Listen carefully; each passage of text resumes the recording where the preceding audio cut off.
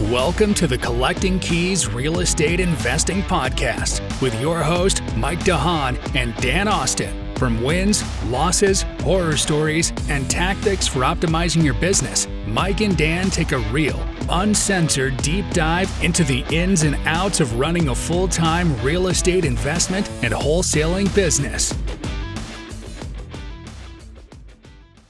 All right, everybody. Welcome to episode 28 of the Collecting Keys Real Estate Investing Podcast.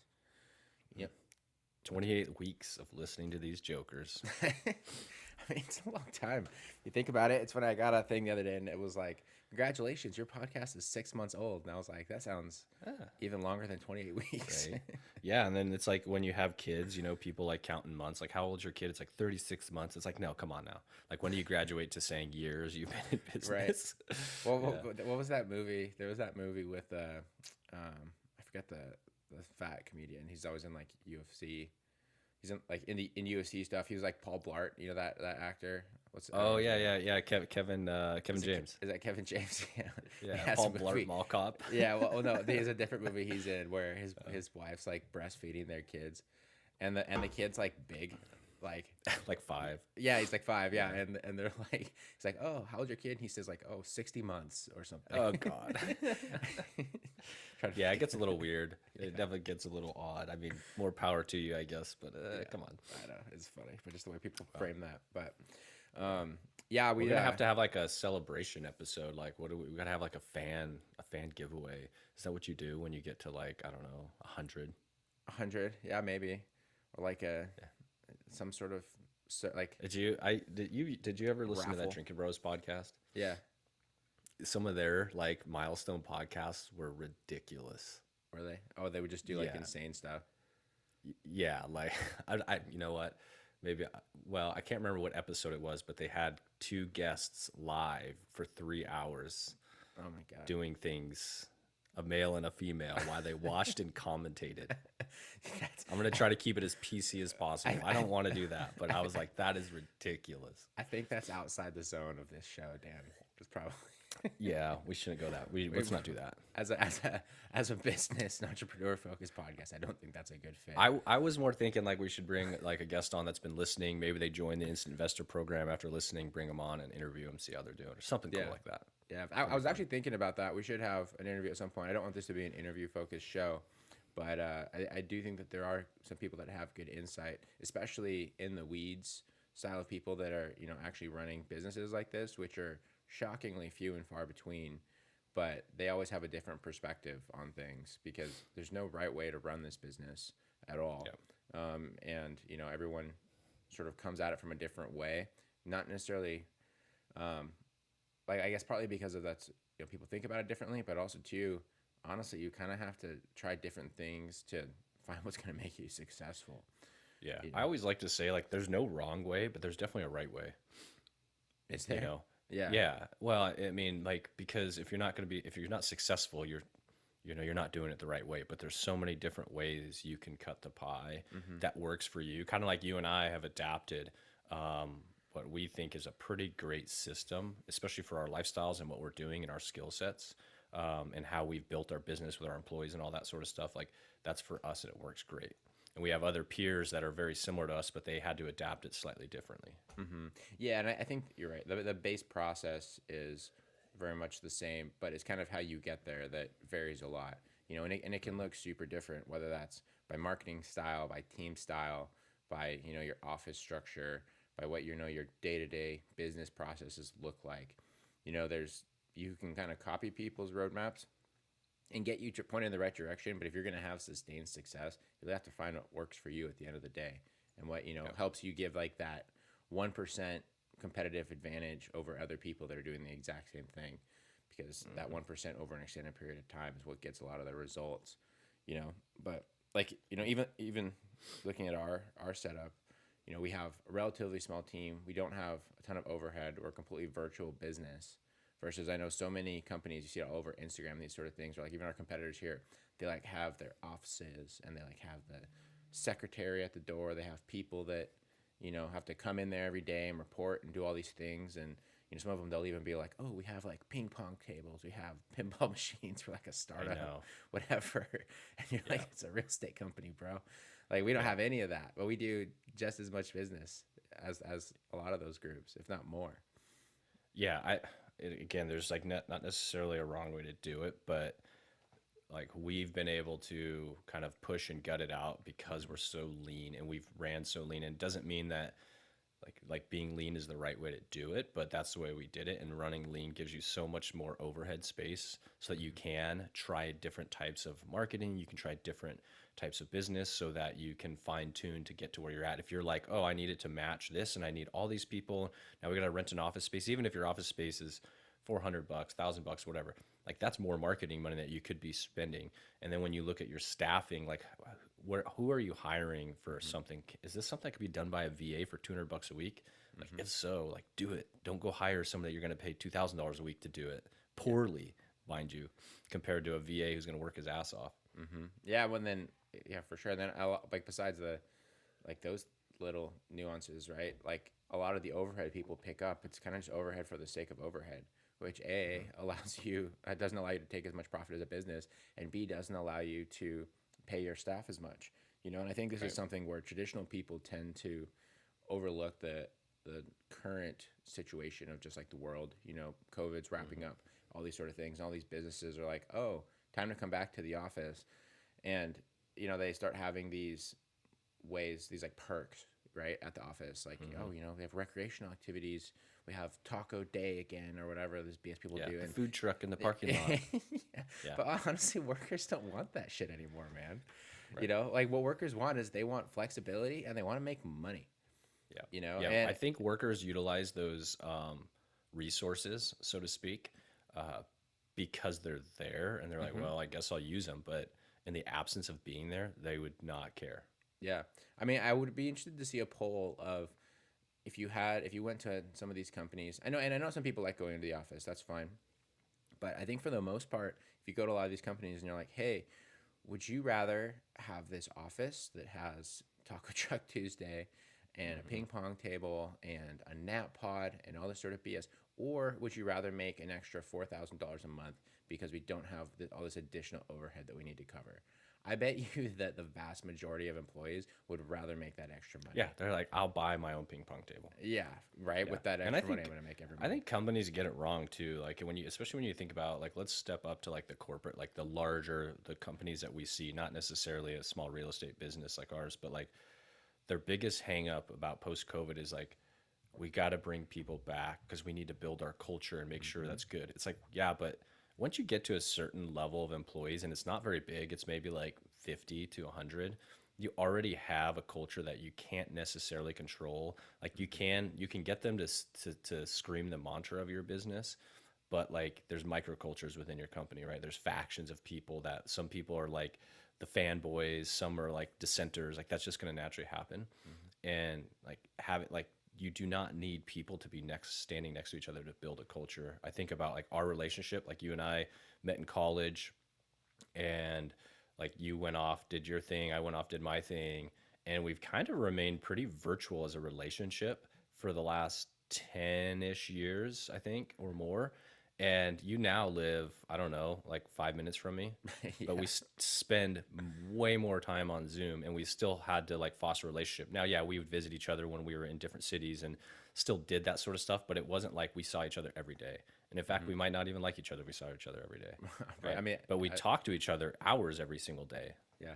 I think that's a super valid point, right? Might not like each other if we hung out every day. Right. Our wives definitely wouldn't like that, because you'd have to one of them would have to listen to us just talk work constantly.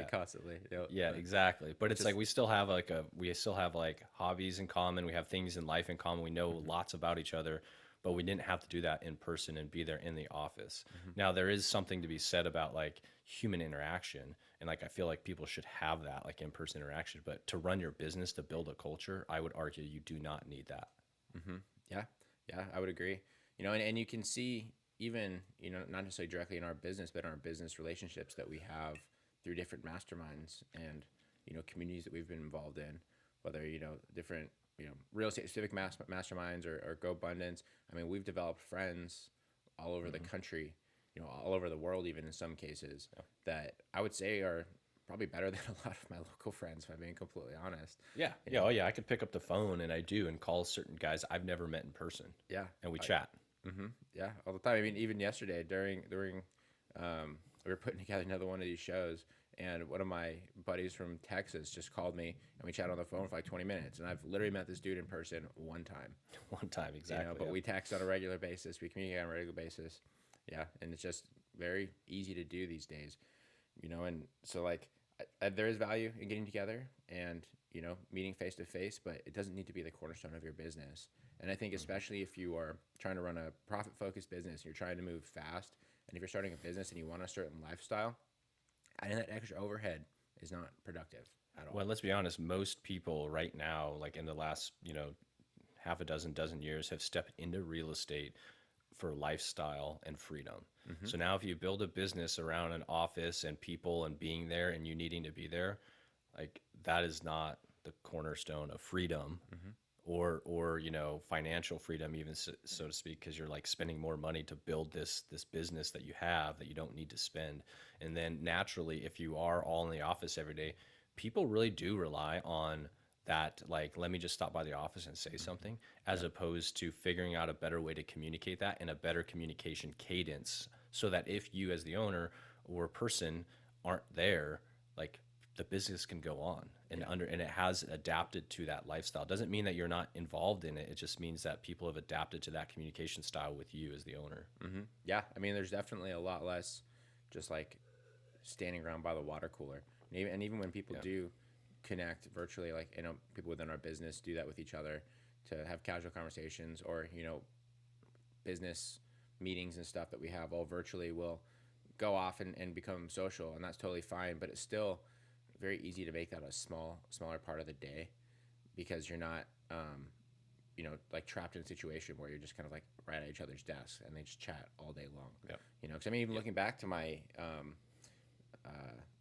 the corporate days, there were periods of time when it was slow, and literally we would just like talk to our neighbor like all freaking day, and all we'd do is everyone would just build disdain for the situation. Whereas now here, if it's slow, like you still got work to do. You gotta do your tasks for the day, but after that, go freaking go better yourself, employee.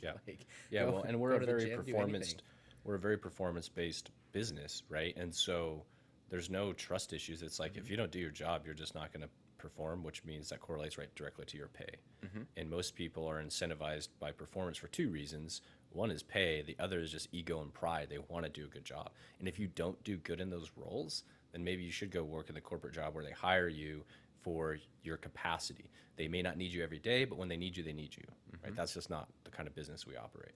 Yeah, and there are a lot of people that fall into that, right? And they don't do well with like the different styles of compensation, especially when they're tied directly to their performance or to deals closing and things like that.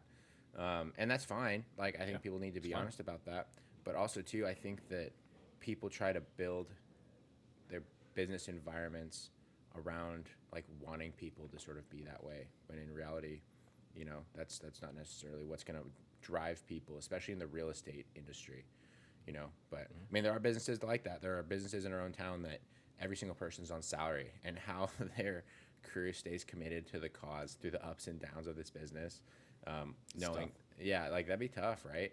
Especially, there's a lot of business to be made on the back end. Employees know if you have an employee that you're just like paying a $50,000 a year salary with no upside compensation or not tied to anything, it's kind of like a weird deal, And then along with that too, giving people opportunities, like you said, a lot of people get into real estate to pursue financial freedom, and giving those opportunities for people to see all sides of it and get out in the field and do all these things rather than having to be tied to an office all the time are super major. But because people that get into this, they want to flip houses themselves. They want their own financial freedom.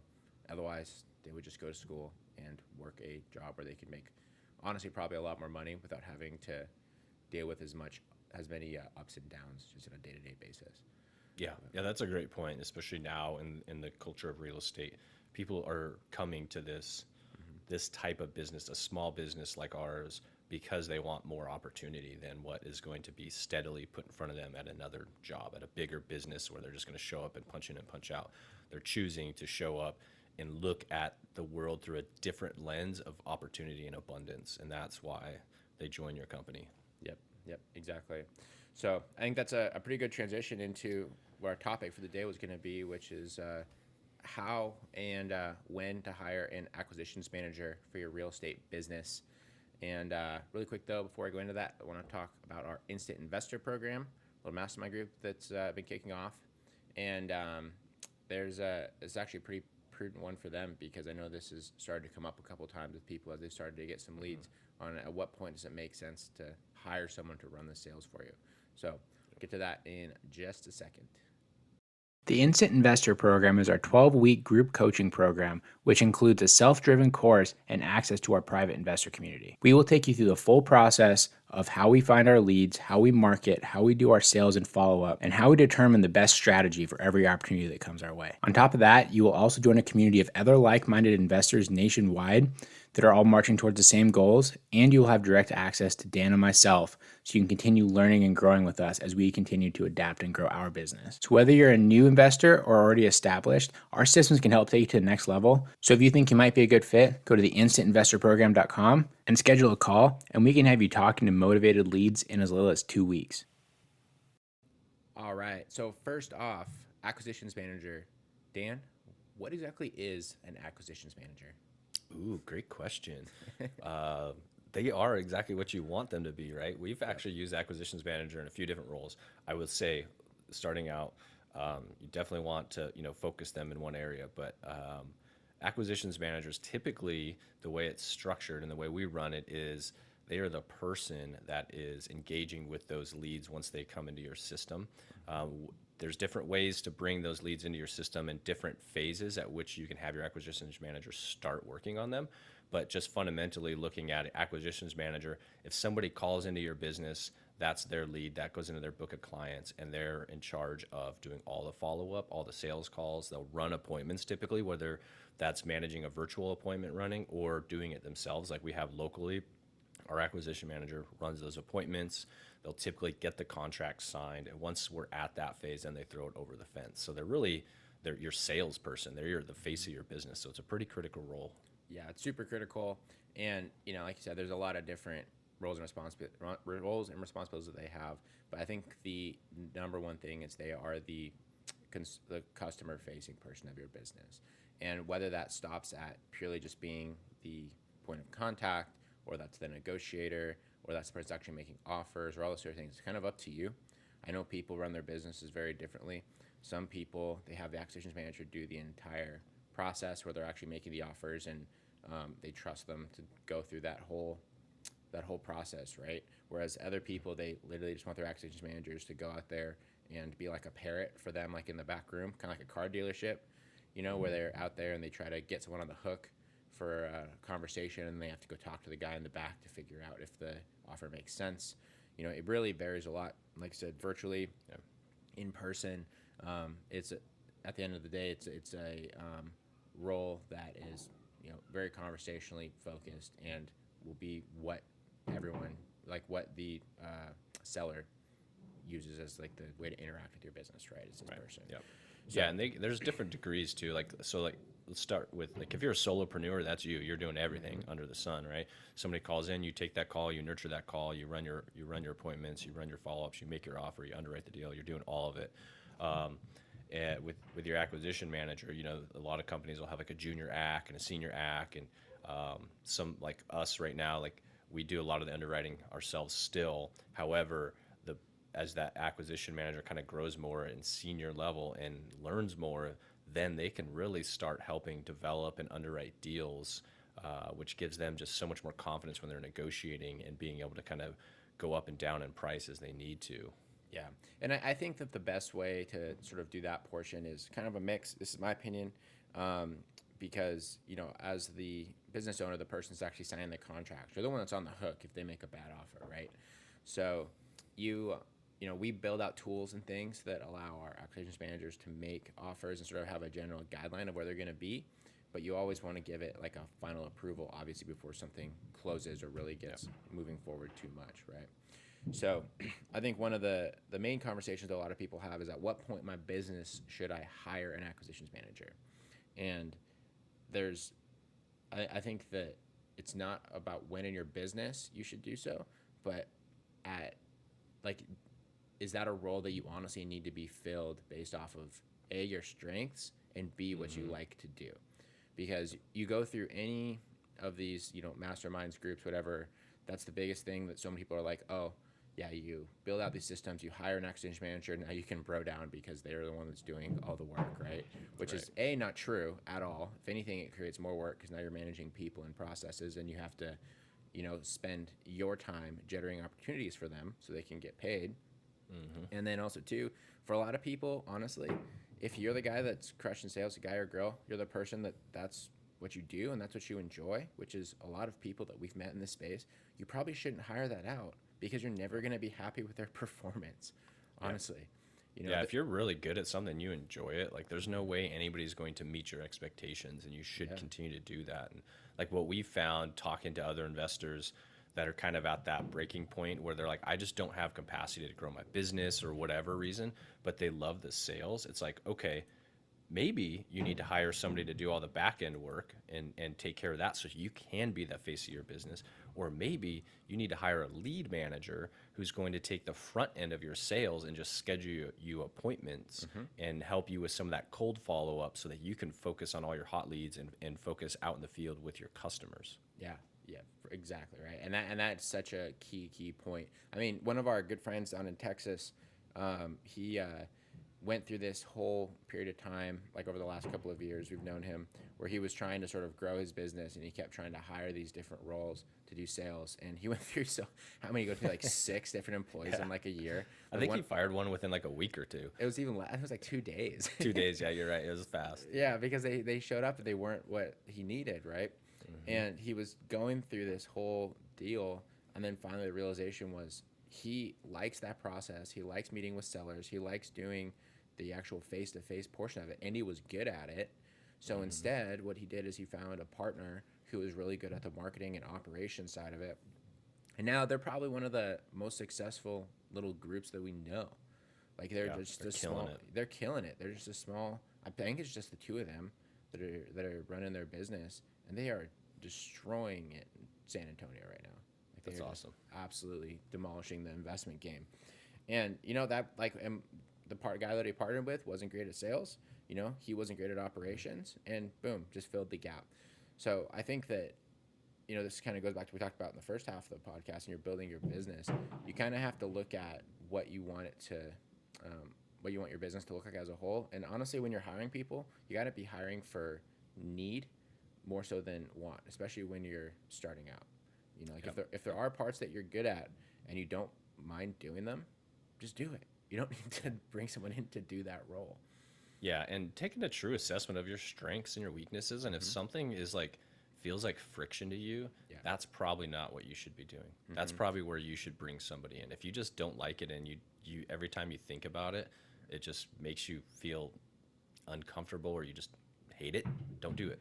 Yeah. Get somebody else to do it, because you can probably hire that skill out for a reasonable cost. Yeah, I mean, and that was why we decided to bring on an acquisitions person several years ago. We were going through the full process of just us, and we discovered that we didn't like the process of calling leads, following up with leads, and doing this whole thing. Not that we wouldn't do it. I mean, we weren't super great at it, but it was also just because we didn't enjoy it, so we didn't give the time that it needed. Right. And so, I mean, that was kind of the turning point for our business, was when we built out that process and brought on our first employee and found someone that did really enjoy that. And all of a sudden it was like, oh, wow, we actually have a business that's doing things on a regular clip now, Yeah, when we started out, you and I were doing everything. And that's like another point too. Like we were doing everything, and we didn't really have, even though we tried, a great delineation between who was doing what. So like you'd be working some leads, I'd be working some leads. Sometimes we'd run appointments together. Sometimes we wouldn't. We had all these other systems and marketing and things that we were just kind of doing everything, and not a lot was getting done. And then so once we niched down to what your skill set was, what my skill set was, and we brought in somebody to focus on the piece we didn't enjoy the most, which was the sales, our business just slowly started ticking up. Yeah. Yeah. And so, yeah, then it comes the question as well, hiring for this role is really, it's a weird position to hire for, because like what this person does not necessarily look, if you're given the honest description of the role, it does not look like something that anybody would really want to do. Right. Because an honest acquisitions manager job posting would say, hey, you're going to be spending hours and hours a day trying to track down and communicate with people that are slightly irrational, in their houses that smell like dog piss, Yes. that are full of trash, and you're going to be working with them to purchase their largest asset at a significant discount. Right. Yeah. And, like, you list that anywhere, I'm just gonna be like, what the fuck, like, what is That sounds hard. that sounds hard, and it sounds scammy, it sounds super weird, right? So how we list it, I mean, I guess how we have listed the role is kind of as a traditional sort of sales role, right? Like a real estate sales role that leaves out a lot of those details.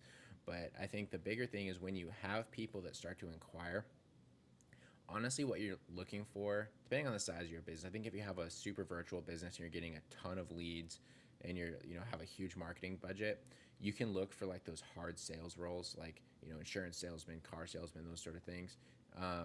But if you're a smaller business, like most people are, you're honestly, what you need is someone that's going to have grit to,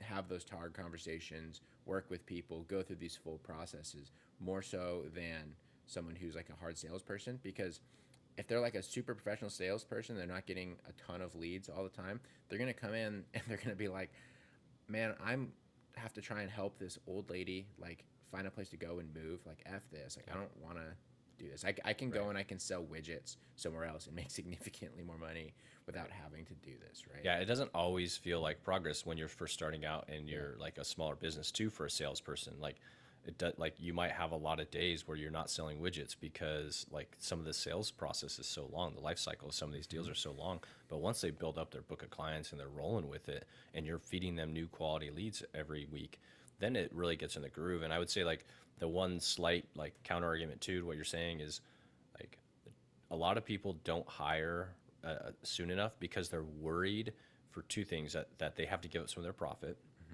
and two, that they can't pay that person. When we hired our first acquisitions manager, I don't think we even had payroll for that person for the first month, right? Like we didn't have enough money. We had no money. We had like $4,000 in the business bank account. Right. And so, but what we had was confidence in our systems and confidence in our ability to bring in, quality leads. And if they did even equal to what we were going to be able to do by ourselves, that they would be okay. And lo and behold, we're here and we've never missed payroll. And we've always been able to pay our acquisitions managers pretty good salaries or commissions on all the deals, because that's the thing, it's performance based. And so if they're closing deals, they're getting paid. Yeah, exactly. But and people needed to be in a position where they understand that cycle time as well, which is also something else that as we're interviewing people, it is challenging because a lot of people honestly aren't in a position where if they're not getting paid every single month, especially out of the gate, like a pretty decent amount, they can't afford to live. And with this business, I mean, our average contact to contract is like 48 days, right? And then after that, it's usually a 30-day close. So that means very realistically on this commission-heavy job, they can be working for you for like 3 months before they're really getting their first decent paycheck, Right. But they're generally rewarded by that because once they have the book of clients, once they're going, they're going to start having some big months. I mean, like our guy right now, James, I mean, I think this month, we had 6 or 7 closings, fully commissioned. Like, he's making some good money at this point. Make some right? coin. Yeah, absolutely. Yeah, it snowballs, right? Yeah. And the other thing I would say to about hiring this person, remember they are the face of your business. And something to think about is your business brand and how they are working with your clients and how they're working with other investors in your community. Because naturally, in our market, any market, there's going to be a community of investors that know your AC manager by name, right? They know your dispositions manager by name. and like having that credibility for your business through that person. So I just think about some other folks locally that, you have these act managers that maybe bounce around and maybe their credibility isn't that strong.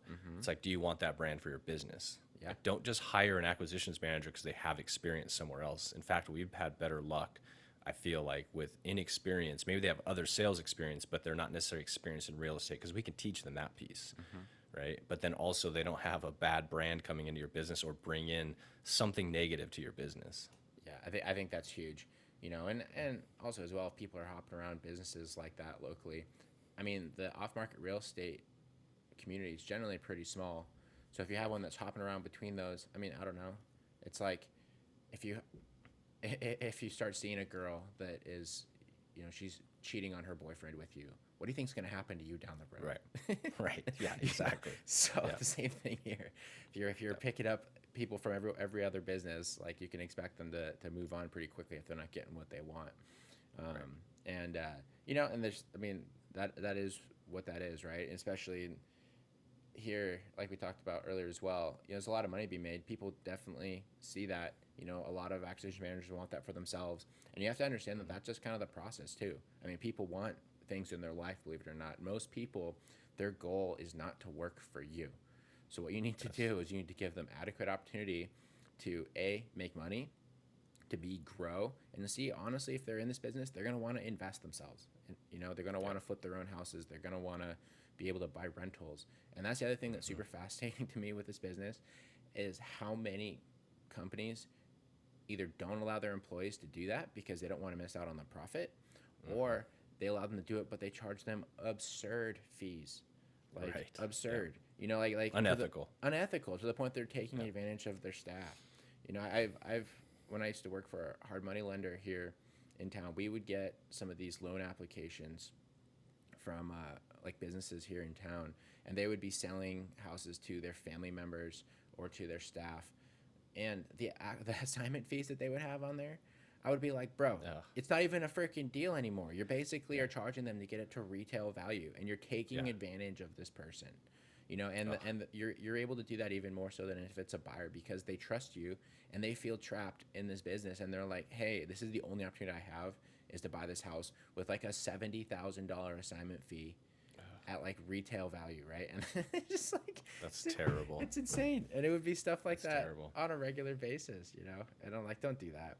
Like, I don't give them a house for free. I think they still got to pay a fee for the businesses commissions that need to be covered by the rest of the staff, for marketing costs. I mean, we do that. We pay when we buy a property from the business, we pay an assignment fee, and it's funny because I had a conversation not too long ago, and there was this belief that, so our guy bought a flip from us, and we had a conversation. He's like, I don't want to have to pay this fee. And I'm like, me neither, bro. It's like, but we do the same thing when we freaking buy it. And there was this belief that was going to line our pockets, that he's paying like a $20,000 fee and that's coming to us. Like, no, man, that's keeping the lights on in the business.